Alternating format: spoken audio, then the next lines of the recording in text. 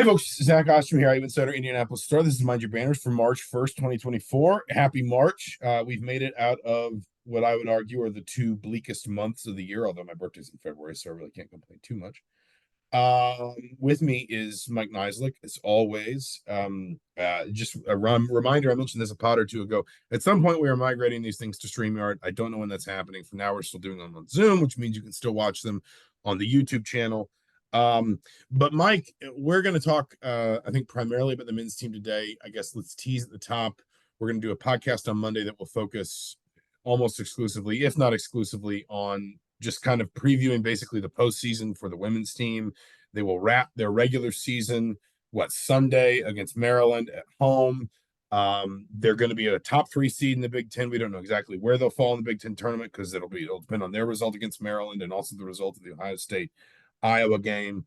But just wanted to tease that at the top and then kind of dig into basically the question I was going to pose today was just sort of like what I want something more artful than what's left for the men's team, but almost kind of like what can you accomplish between now and the end of the season if you're Mike Woodson and his team? Because obviously where they are in the Big Ten, where they are, or maybe more pertinently aren't in the NCAA tournament picture is pretty obvious.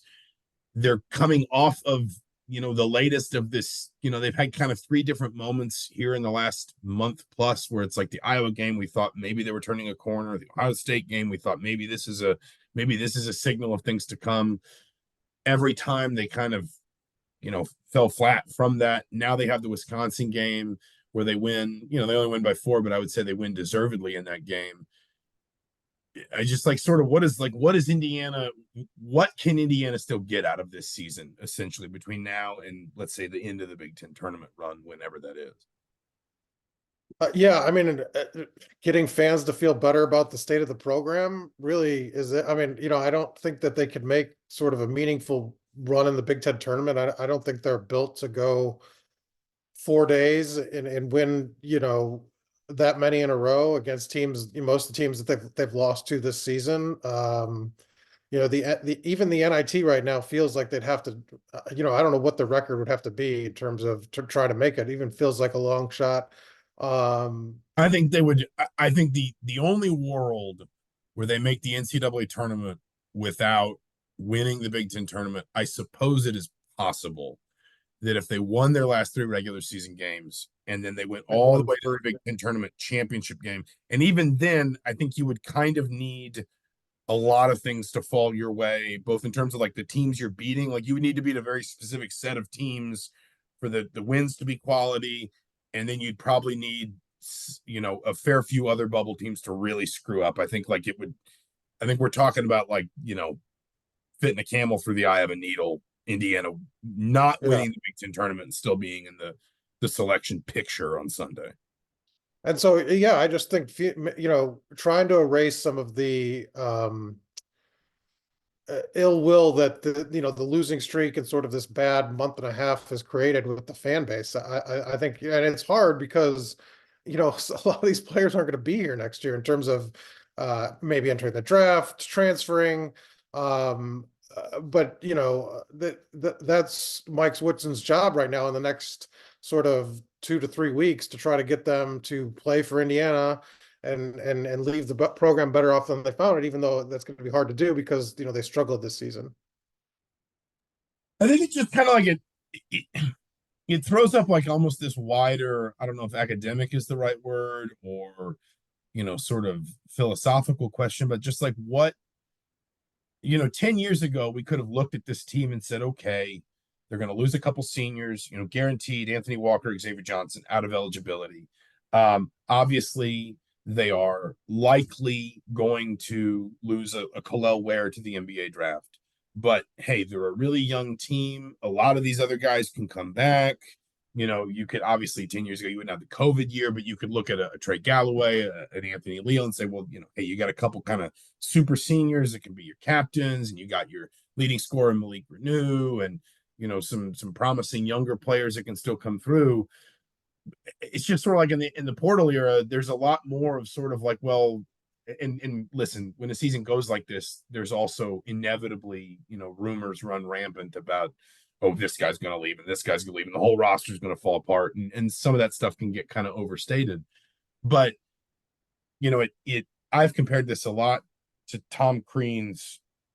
first, Tom Crean's first year after winning his first Big Ten title. They went 17-15. They had a really young team, tons of freshmen and sophomores. They never really gelled. They couldn't shoot, which obviously is familiar to IU fans who've watched this season. And they missed the NIT, but they were at least allowed to kind of say, okay, even though Noah Vonleh's leaving, we're going to lose Will Sheehy. There's still a Troy Williams, a Yogi Ferrell. There's some promising young players here that can maybe build toward, something better. In the portal era, like it's almost kind of harder to just sort of, because you are admittedly, even if we sort of set maybe the rampant nature of rumors to one side, you're always wondering if guys are going to go looking for something else. Like, how do you engender that sort of sense of like, hey, we're playing not just for now, but for the future, and having guys bought into the idea that everybody's future is kind of collective still. Like, I'm just sort of fascinated by how a coach tackles that, because on the one hand, you have to prepare for it to some extent, turnover. On the other hand, if you're Mike Woodson, you don't want to have to approach a situation where you turn over half your roster again in the offseason if you can avoid it. So, well, yeah, I've thought about that too. This roster would set up nicely for next year if you were bringing everybody back except those seniors, and the likelihood of that happening is probably like 0%. And losing, I mean, it's the trifecta probably of who can you get back of Ware, Renew, and Mackenzie and Baco, to sort of then build around with them and Liam McNeely. But how do you get out of the fact that you don't just have the same storyline or same narrative next year when Mike Woodson gets up and says, "Oh, we're a young team, we haven't played much together," right? And like, how do you avoid that cycle? Is it enough getting two of those guys back and pairing them with some of the bench pieces? At Big Ten Media Days, I asked kind of like a handful of coaches, like, what's the number they prepare for in terms of what the roster churn would be? And they said about a third every year, essentially between attrition, portal, draft, especially if you're good. If you have talent, that's what you're looking at every year. And so that's basically just one more. If we assume that kel'el Ware is going to the NBA draft, which I think is right. a fair assumption, he's proven himself. That's that's a natural next step for him. A third of Indiana's current roster would be one more player than the three we've talked about: Ware, Johnson, and Walker. And it feels like there's going to be more than that. And then I just think you're into the same kind of discussions about this team. One way to sort of mitigate that would be to, recruit more veterans out of the transfer portal. And, we'll see what their focus is. But I think you're right. This roster would look good next year if it was coming back, but it's probably not. It's, it's going to be different. I would obviously assume. It is going to be. I mean, I don't want to like speculate like too crazy. Obviously, there's some necessary sort of stuff that needs to happen, presumably in the portal. Indiana's obviously got to get better shooting the ball. They actually weren't a terrible shooting team, 3-point shooting team. Free throws been a problem all year for a while. They just weren't doing it with any volume. But I mean, they've faded pretty badly here. They're 277th nationally in 3-point percentage. They're shooting a lower percentage, or actually, I guess 1/10 of a percentage point higher in Big Ten play than overall, but it's still 31.8% to 31.9%. So like, we're not talking about a massive deviation. But it's one of those things where it is, as you said, you don't want to kind of leave yourself with too much to do, and you don't want to leave yourself in a situation where, you're young in years, but also, like I've mentioned this statistic a lot this season. Ken Pom has kind of two sort of, I guess, experience metrics, if you want to call them that. One is Division I experience, and Indiana's 228th in that. The other is minutes continuity, and Indiana's 262nd in that. And so there have been plenty of times, I think it's fair to say this season, when Indiana hasn't just looked young in terms of like raw experience, it's also looked young basically in just the amount of time it has played together. Well, And that could go. That number could crater. If Anthony Leal and Trey Galloway were to not take a COVID year, you right. know, like those, Trey specifically, like you're looking at like that number is going to be there or lower next year. Yeah. It's just that's So where it's the going to the be. point is there's kind of this like it's not just youth in terms of age, it's youth in terms of time together, and you don't want to have to rebuild all that as well. And that's where I kind of come back to like, listen, I'm not saying if Indiana wins like, I don't know, 4 games out of the next 5, and maybe, I don't know, maybe falls that Saturday of the Big Ten tournament, that everyone will feel better and everything will be fine and everyone will come back and it'll all be good again. But I guess I am just sort of like it does But feel a how little. far off would that? So if they won, what did you say? Just their 2 out of their last 3 and 2 in the Big Ten tournament. If they won 4 more games, let's say if they won 4 more games, and so they finished what 19-13, and about what 9-10 in the Big Ten. Would that have been far off from what you predicted? Felt in the preseason that they were going to do? Probably not a ton. I mean, what I would say is like and this is one of those things that opens up like a wider discussion of like net rankings. So like, let's imagine just for a moment Indiana wins, I don't know, these last 3 games. If they did that, if they won their last 3 at Maryland, at Minnesota, and then home to Michigan State, and I'm looking at the net rankings like as we speak, there's a decent chance that all 3 of those games could be quad 1 wins. And then suddenly Indiana's got 9 quad 1 and 2 wins. But Indiana's outside the top 100 in the net. And I think a lot of that is, I mean, they don't have any like horrible losses. Their worst loss this season is Penn State at home. That's not great, but it's not like oh my God, how did you allow this to happen loss? Like, for example, when Northwestern loses to Chicago State back in December or whenever that is. But the efficiency numbers are what, and there's been a lot of talk of this. I thought Scott Van Pelt did a really good thing about kind of the Big 12 a day or 2 ago, and how it feels like the Big 12 basically just made this concerted effort to just inflate everybody's efficiency numbers with easy non-conference schedules. And then once they got into the conference, they could just beat each other up, but everything's a quad 1 win. It's kind of one of those things where it's like, I think if Indiana won these last 3, they'd be 18-13 again. They'd have a decent number of quad 1 wins and quad 2 wins, and they still wouldn't be anywhere near the tournament. And it would be because of the net rankings, because of the metrics, because of just kind of overall efficiency problems. And I think that, would Indiana be that far away at 18 regular season wins, 10 in the Big Ten from what we expected in the preseason? Probably not. But I think that there would still be a perception, because Indiana would be nowhere near the tournament conversation, that the season didn't really amount to much. And the season kind of underwhelmed expectations in a pretty pronounced way. And, again, that's sort of one of those where it's like, well, hey, listen, like there's an extent to which I think that's the fan perception, but pronounced. This team was so young and like had so many question marks. Like it doesn't feel. I mean, like the way the season unfolded. I mean, they didn't really have like sort of a.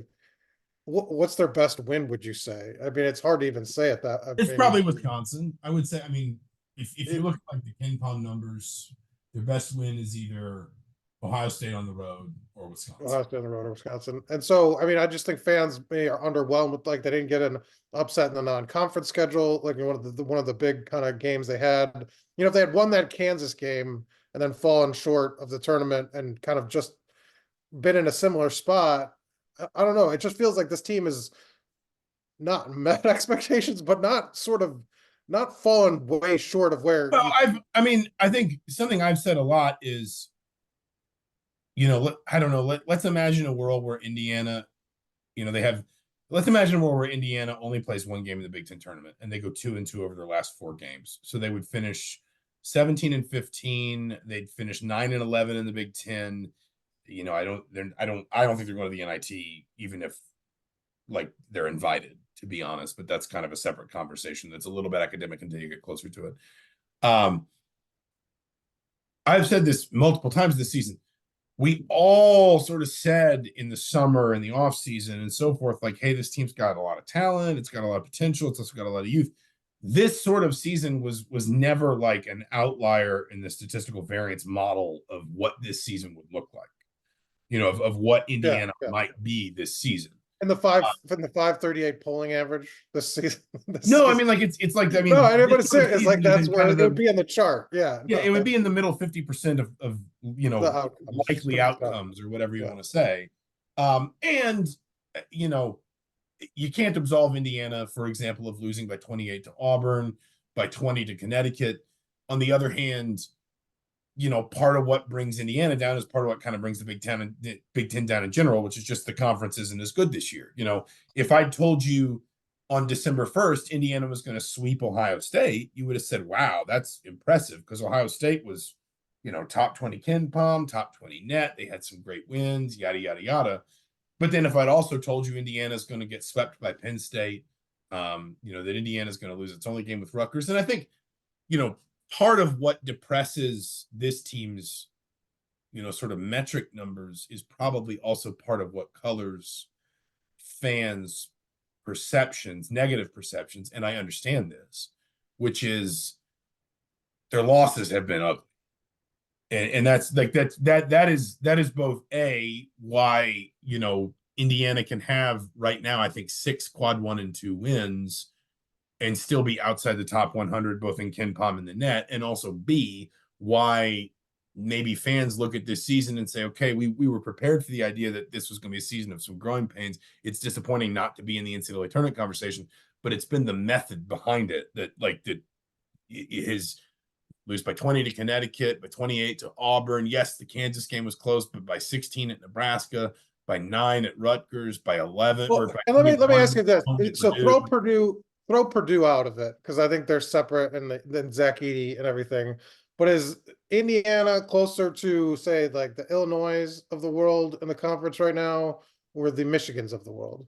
I mean, again, I would say I think it's probably fair to, I would shade to, I don't know, Michigan's a bit of an extreme example because, like, Or Ohio, I mean, Ohio is yeah, I the would shade, for I Ohio mean, State they're, and they're Michigan. 7-10, Ohio State's 7-11.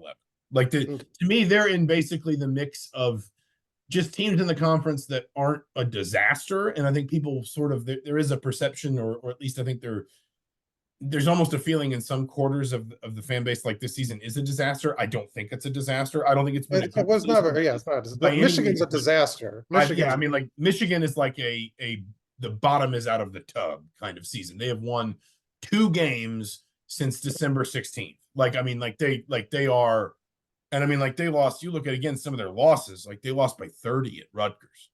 They lost by 10 at home to Michigan State. They lost by 29 to Illinois. They lost by 20 at Nebraska. Like it, but I think an Indiana fan might justifiably say, well, by 20 against Connecticut, by 28 against Auburn, by 16 against Nebraska, by a combined 41 points against Purdue, by a combined 23 points against Penn State home and away, 31 points combined against Nebraska if you want to combine home and away. It's kind of one of those things where it's like, if you want to know why, for example, Indiana winning maybe its next 4 games, so that they would win at Maryland, at Minnesota, Michigan State, and then on the Thursday in the Big Ten tournament, still probably wouldn't put them anywhere near the conversation for the tournament. It's because of their computer rankings, and their computer rankings are the way they are because there aren't more than 1 or 2 games in this whole stretch. So you can say, well, just 1 or 2 possessions here. It was close. They kept it close. They battled. Like, when they have lost bad. And that has destroyed their efficiency numbers justifiably. I mean, I'm not trying to pick on anybody, but again, combined 41 points in getting swept by Purdue, 31 points in getting swept by Nebraska, 23 points in getting swept by Penn State. You lose these games in this manner, and it drags your profile down pretty substantially. And so I think that's where maybe kind of perception hits a little bit in terms of, yes, this raw outcome this season was always possible. And the idea of, maybe finishing under 500 in the Big Ten, maybe not making the NCAA tournament was always possible, but it's been the manner of it. It's been the fact that, like, when they've lost, far too many of these losses have just been completely non-competitive. And even some of the ones that maybe look a little bit competitive on paper, like a Wisconsin, or a Northwestern, you know, they were down 20 something points in the second half at Wisconsin. They only lose by 12, but that game was comfortably lost. They were down by 16 at home against Northwestern with 6 minutes and 17 seconds left. They just managed to kind of rally furiously and lose by 4. But that's not a game that we look back and say it was back and forth for the last 10 minutes and Indiana just missed a key shot somewhere. Like Northwestern. Well, I mean, the point, I mean, I guess if they did win and rattle off some wins, they could, you know, Mike Woodson could say we took our lumps and we learned something from it, you know, because that's what he's been saying all season. Like if he doesn't coach them up here in the last couple weeks and they just flame out, you know, I do think there's something to this team. He never pushed the right buttons to get them in the right direction consistently, and that will be a knock on him because he's talked extensively about having to keep coaching him up, and he's got, you know, we're going to get through it, and they never got through it. You know, I think he used the word, and I thought it was very appropriate that they got to validate what they did against Wisconsin, you know, and make it not just that they caught a team that was, you know, playing very poorly and beat them. And so I think they do have to validate it because this team has to show that they've learned some of these lessons, because that's what this whole season's been about. Whether or not all these players come back and that's helpful for next year, we don't know yet. But I do think that's part of it, you know, to go back to your initial question, that if they, you know, if they, you know, end the season on a 3-game losing streak, and whether they win one of the Big Ten tournament or not, then you can't say, well, we fought through it and we came out the other side, even though it was a little later than we wanted to. And I guess my question is essentially just, and again, like there's no answer to it. Like there's, you know, the only way to answer it is just to basically, with the benefit of hindsight, to see what happens. But like, let's even imagine a world again where maybe Indiana wins, I don't know, 2 of these last 3 and then picks up another one, or maybe even 2 in the Big Ten tournament, and gets to at least kind of enter the offseason, as you said, feeling like maybe it validated a little bit of what it thought it could be. It took its lumps, but there was obvious improvement at the end. There were building blocks, etc. Like, does that hold this together? And like I used to be so loath to talk about like transfers, you know, like if you remember the time, the antiquated and simpler time, like 8 years ago, when people would always be like, is there a transfer epidemic? Like, is there an epidemic of transfers? Like we had no idea what was coming. Yeah. And people would always say, who do you think might transfer from this team? And I was always just like, I don't want to speculate. Like if I don't have any reason to think that any, you know, so-and-so's leaving, I'm not going to just toss Well, now names. you just say there's a chance that anybody could leave. Right. Like now it's almost just like, I mean, I could what see are you anyone gonna? doing it because that's just how this works. If you're Mike Woodson, I guess I would just sort of like argue that you at least need maybe everybody to feel like, They have you a know, reason to come back. this season ended on a path to something greater, basically. Yeah. And how do you get that? Can you get that? Like, would, you know, genuinely winning 5 of your last 6 games, which to be fair is something we have not seen Indiana do against this level of competition at all this season. So we're talking about an outlier based on everything we've seen this season. But even if we're assuming kind of like a, you know, a borderline best case scenario to end to end this season, like, would that be enough to make everybody feel like, hey, we're not on a hiding to nothing here. Like there is a path to something better. We figured it out a little bit late this year, but we're going to keep the core of all this together. We're going to get better in the off season. And when we come back next year, we're going to make amends for all this, basically. Like, I mean, it's a rhetorical question. There's no answer to it. Not one that we can provide anyway, but like, it's fascinating to me in the portal era. Like, basically, does it matter how you try to get back up again when you've fallen down this badly if you're Indiana? Or is Well, it and one of it gives, like I guess, once it's it baked, gives it's baked and you can't do anything about it gives fans one less thing. Like if they were to, fall down here, fans can't point to, well, everybody transferred because they ended up, they went out on a losing streak or whatever. It'll give them some shielding.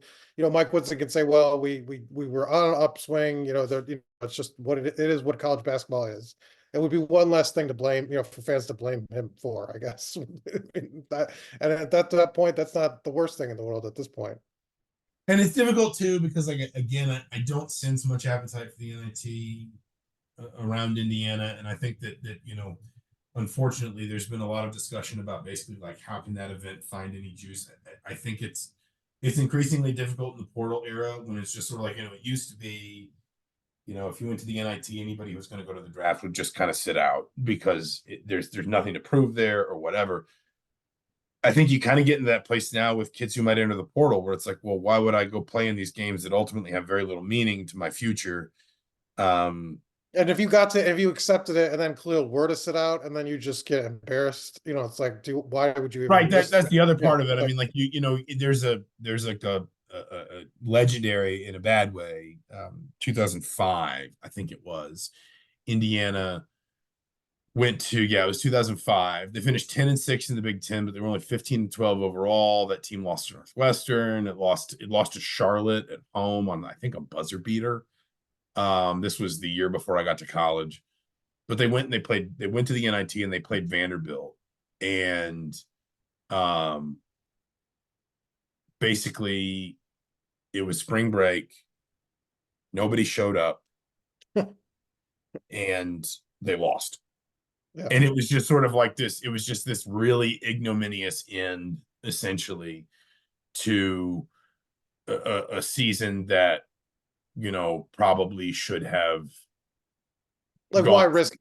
What's the reward? You win one game in the NIT, it's like, right. Well, and it, I mean, like the sort of like best case reward. I'm now fascinated. I'm just looking on Ken Palm, and that Vanderbilt team had a freshman Damari Carroll on it, who eventually transferred to Missouri before being drafted.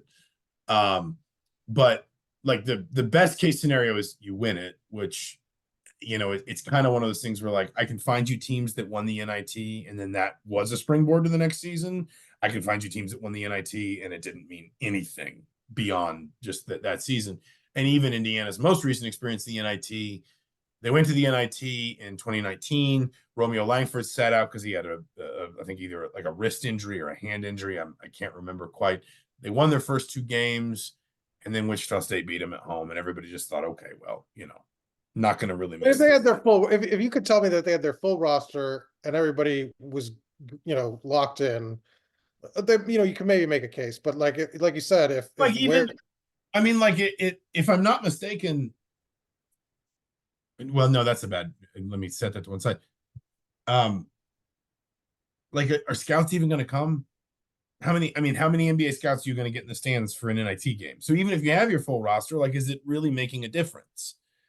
no, I'm saying more just that you could actually make a run to win it. I'm just saying if anybody sits out, they would not, the depth on this team, like you run the risk of getting kind of embarrassed. So that's why my point was more like, can you even guarantee you have a full roster? Then I could make a case for maybe wanting to play in the NIT to sort of make a run and get some momentum. But if you're not going to have everybody, the downside certainly outweighs, I think, the any sort of hope that you have of winning it.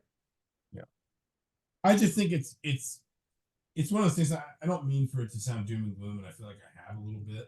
It's just sort of like I'm fascinated by sort of like the shifting dynamic and like the portal era in particular of like what there is left in a season that is otherwise just sort of like really disappointing. Well, it's the same discussion. It's the bowl game discussion. When if 30 players sit out, is it worth? I mean, money and everything, and they expect. But I mean, it's like, what are they getting out of these games? For the future of the program, other than some money, cash.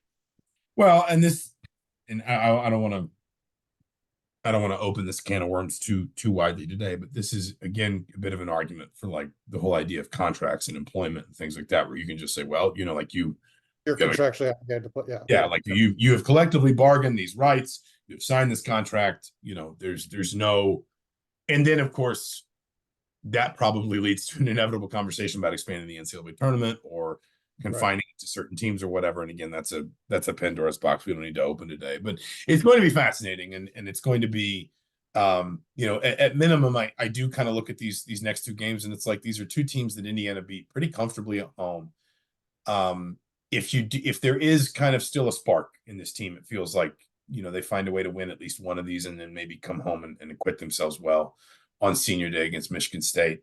we'll leave it there. Indiana at Maryland on Sunday afternoon. Of course, the Terrapins women's team making the trip, the sort of the reverse trip, if you want to say, to Bloomington for the women's team, IU women's team senior day on Sunday as well. We'll be back on Monday to talk about the women and just kind of their overall postseason outlook. But for the Indianapolis Star and the Herald Times and Mike Niziolek, I'm Zach Osterman. Until then, thank you so much for listening. This has been Mind Your Banners. We'll talk to you soon.